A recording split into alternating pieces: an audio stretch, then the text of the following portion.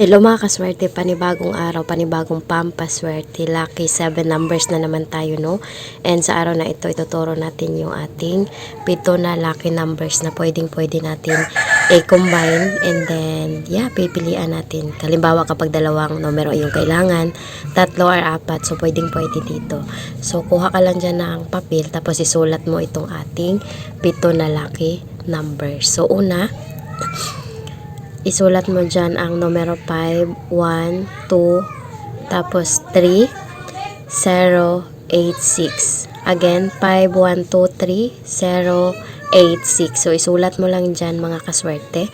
Tapos, kapag meron tayong na-analyze na dito na mga numero na pwedeng-pwede ninyo na baliktarin or pwede ninyo na idoble, ganun.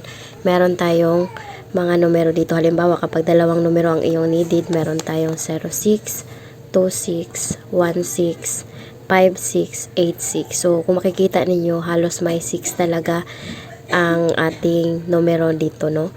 And dito naman, kapag 3 yung kakailanganin mo, meron tayong 126, 026, 160, at saka binaliktad lang na 016.